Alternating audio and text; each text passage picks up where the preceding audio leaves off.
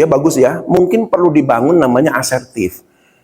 Even kita sama siapapun juga, rekan kita, sama teman kita, kalau menyampaikan sesuatu ya sampaikan detail dan jelas. Pakai logika, jangan pakai emosi. Nah ini yang tadi saya bilang nih, doyan misteri mungkin dia. Suka-suka cerita detektif gitu kan ya. Jadi suka memberi misteri buat orang lain. Lu pikir, ada film yang gitu ya? Ada film horor yang ujungnya nggak jelas gitu ya. Ini apa sih maksudnya? Suruh mikir, kan paling capek itu dengerin begitu ya. Jadi harusnya bagaimana nih ceritanya gitu ya. Oke, good. 100.000. Terakhir.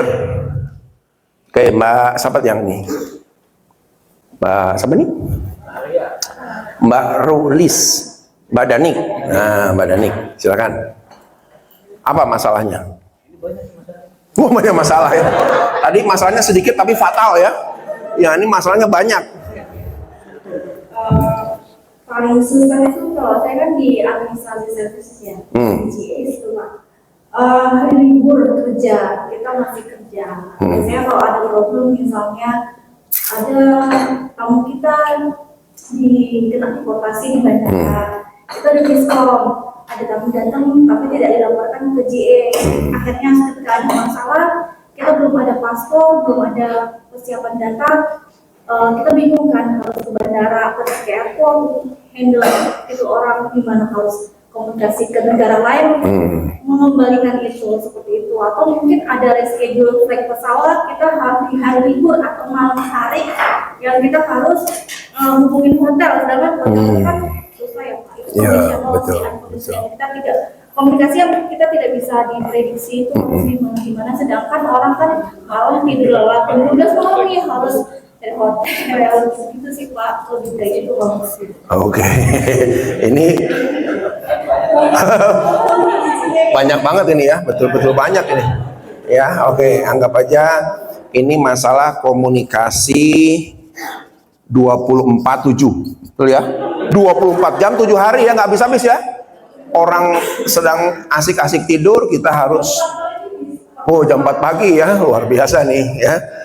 Nah, ini juga sering jadi masalah. Sebenarnya kalau komunikasi model begini sering terjadi karena apa? Karena biasanya kita menyampaikan komunikasi itu tidak pernah memahami siapa? Kesulitan orang. Yang penting sudah saya sampaikan kok. Yang paling sepele apa coba? Misalnya kita minta dokumen. Gitu ya? Saya diminta buat dokumen sama Mas Nur Cahyo misalnya. Ya, udah beres nih. Datang ke mejanya. Mana nih orangnya, nggak ada. Gue taruh sini aja dah. Gue pulang. Betul nggak? Biasanya gitu kan ya? Naro, udah pulang. Memang nggak ada masalah. Tapi apa? Nah, ini nggak ngerti nih. Mana ya Pak Andres nih ya? Teleponin. Waduh, nggak bisa diangkat. Nggak bisa diangkat. Mulai tension tinggi tuh. Betul nggak? Akhirnya jam 10 malam baru telepon. Saya jawab dengan santai. Karena udah gue kasih di situ. Masalahnya bukan soal dikasih. Ngomong dong. Betul nggak? Nah, kadang-kadang kita komunikasi gitu juga lemahnya di situ. Cuman komunikasi, nggak peduli orang lain sudah tahu, sudah terima atau enggak. Yang penting pekerjaan sudah selesai. Betul nggak? Yuk kita mulai belajar sekarang. Ya, banyak keluhan atasan juga sama begitu. Ya kan? Ngerjain tugas. Sampai jam kok belum? Kok belum beres sih kerjanya?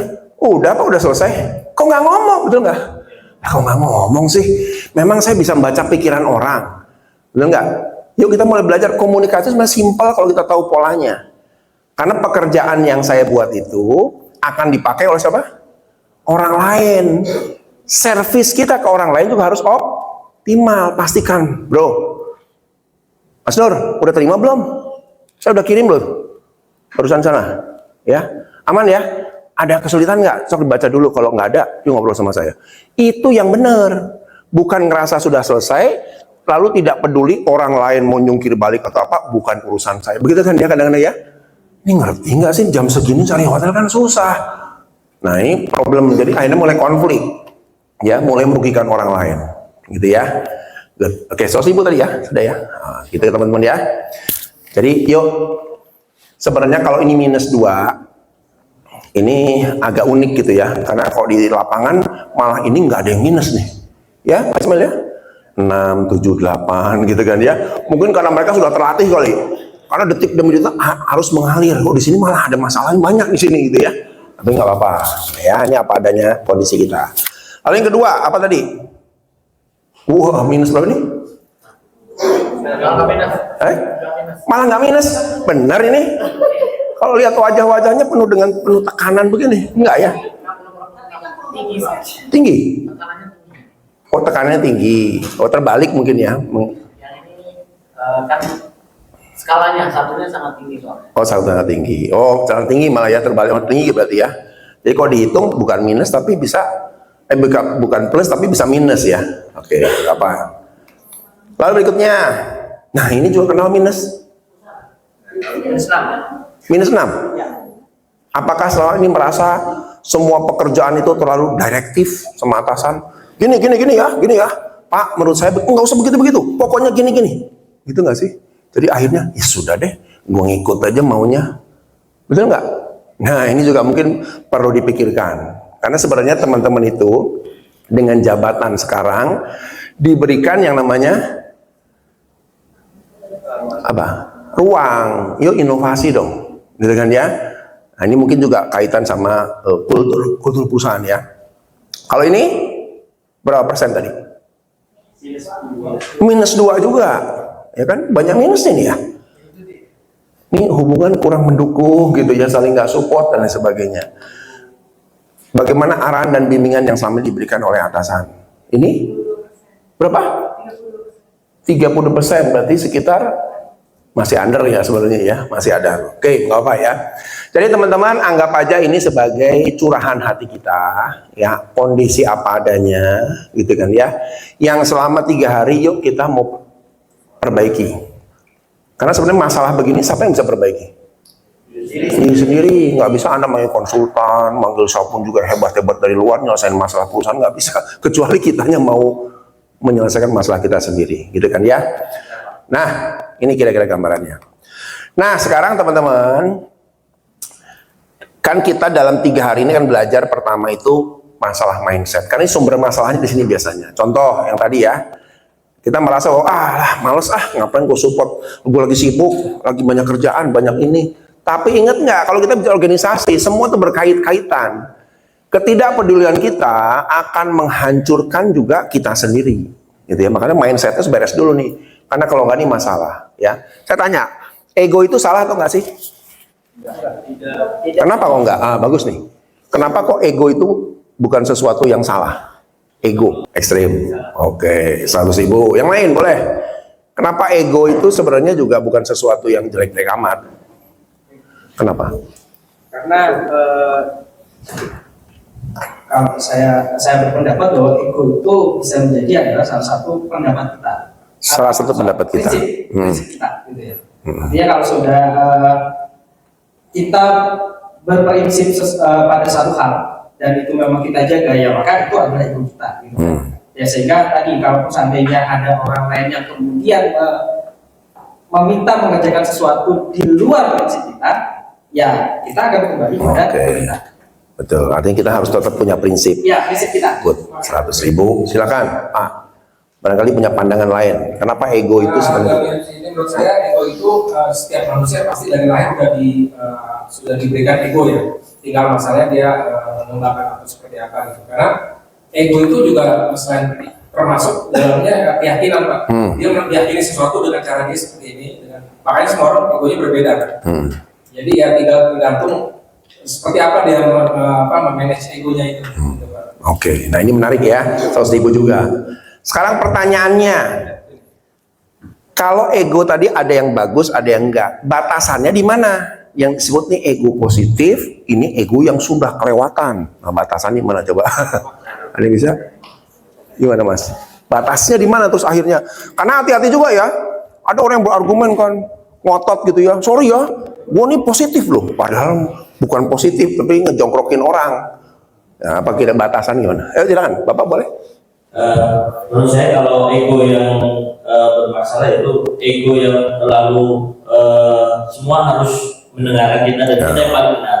Itu di situ sudah bermasalah, bisa jadi toksik kalau karena tidak bisa mendengarkan orang lain dan sehingga tidak menghasilkan keputusan yang terbaik. Oke, jadi kayak kebenaran mutlak saya gitu ya. Oke, 100.000. Yang lain?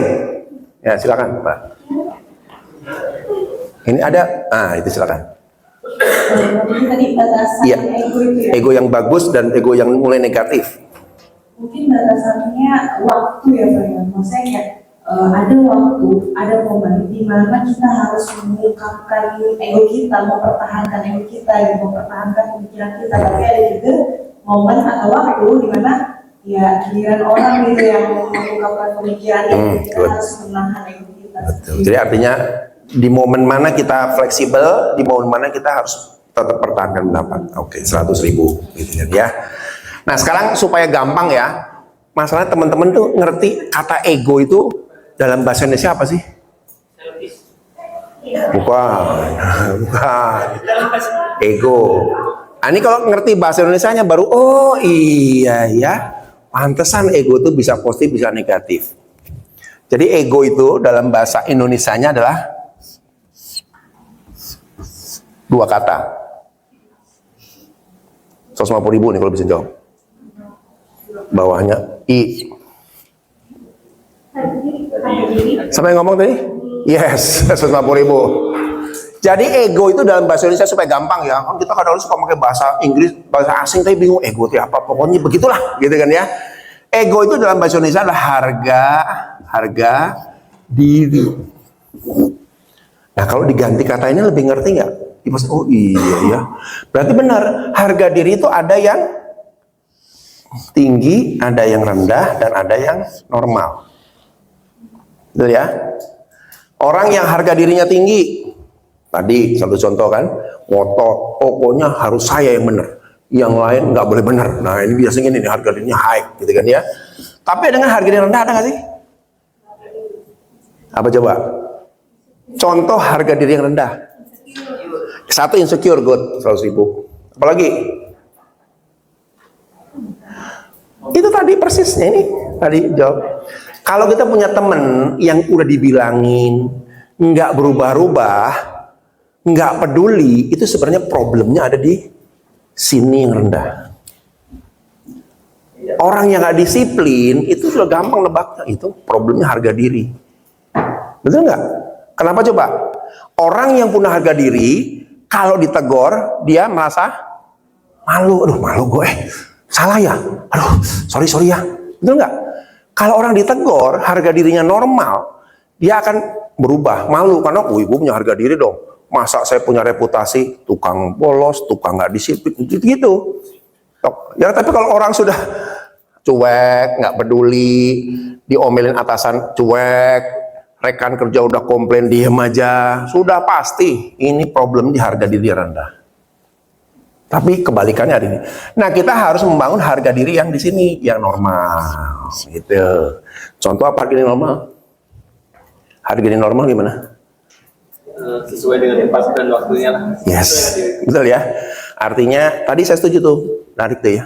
Kapan saya berargumen, kapan saya, ya sudah deh, demi kepentingan bersama nggak usah ribut deh. Yang penting kita flow jalan, itu baru harga diri yang normal. Gitu ya, jadi dua-dua ini masalah juga nih. Nah gitu kira-kira ini menggambarkan ego ya, supaya kita punya pandangan atau gambaran ego itu seperti apa sih sebenarnya. Gitu kan ya. Oke, ini yang pertama ya, mindset ya. Nah sekarang yang kedua, selain mindset apalagi nih? Karena ini nanti kan pelajarannya sumber masalah tuh kebanyakan ada di problem ini. Yang kedua bicara mental set. Kenapa ada orang yang high performance, yang pokoknya kalau saya belum mencapai sesuatu, saya belum berhenti. Ada nggak begitu ya? Tapi ada yang ngeflow aja lah, hidup ngeflow lah kayak air. Betul nggak? Yang penting air ke kiri, ke kanan. Boleh nggak sih kita punya prinsip hidup seperti air ngeflow? Boleh aja. Dulu ada teman saya ngomong gitu, Andre ngapain sih? Ya udah kita mah ngeflow aja, ngeflow gitu kan ya. Betul. Problemnya kalau air itu ngikutin gravitasi. Kalau nanti ujungnya masuk got gimana? Iya ya betul juga ya. Betul nggak? Nggak. Nah hal-hal seperti itu nanti harus kita pikirkan juga tuh. Ya, karena untuk bisa mencapai sesuatu, upayanya pun harus sesuai, gitu ya. Jangan ngikutin gravitasi, Pak. Ya, orang insecure itu orang yang ngikutin gravitasi, betul nggak? Insecure itu apa sih? Nah, ini coba tanya lagi ya. Insecure itu apa sih?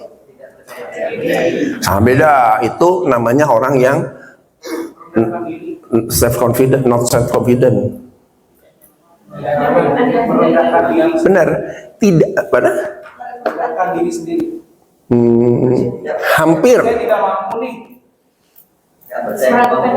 Hampir. 100.000 deh, tapi hampir. Contoh insecure. Apa insecure? Cemas. Cemas, tidak merasa aman.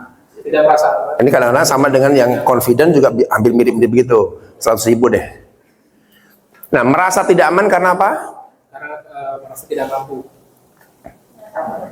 Hampir. Nah, coba contoh insecure gimana sih?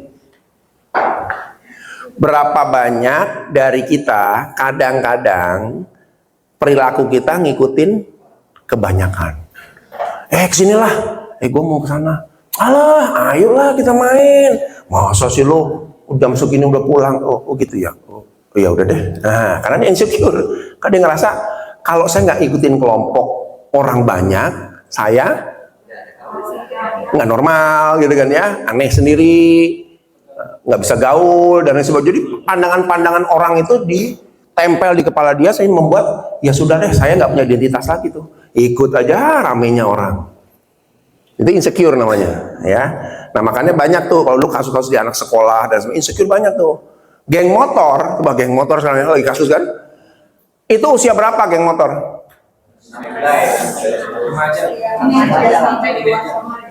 Jarang yang SMA. SMP. 100.000 tuh. Kebanyakan SMP. Karena SMP itu titik tertinggi dari insecure-nya seseorang. Kalau saya nggak gabung sama geng-geng yang gagah berani ini, saya nggak oke, nggak asik. Betul nggak? Itu paling tinggi tuh. Nanti muncul lagi di usia berapa tuh tinggi juga tuh. Membuat kita merasa kalau nggak ikutin kelompoknya gini. Ya, kenapa coba? Karena waktu anak-anak itu ketangkep polisi, bisa gimana? Kayak ayam sayur, ayam sayur ya, ciut, diem, gitu ya. Karena mereka ini hanya beraninya rame-rame, gitu loh. Karena ngikutin kelompok tadi, beraninya rame-rame. Kalau sendirian mah nggak berani. Nah, apa kaitan kita dengan dunia kerja? Kadang-kadang di pekerjaan pun kita seperti itu nggak? Beraninya rame-rame. Disuruh argumen sendiri gimana? Pak, ini siapa aja yang mau meeting? Ya kamu sendiri. Oh, gitu Pak. Sebentar Pak ya. Soalnya gini Pak ya. Mulai insecure-nya muncul kan? Karena saya beraninya rame-rame. Padahal kalau kita bicara dunia kerja, kita harus belajar menampilkan siapa? Diri sendiri. Self confident kita. Ini loh saya. Nah, gitu ya. Itu hal-hal ini. Mental setnya harus clear dulu.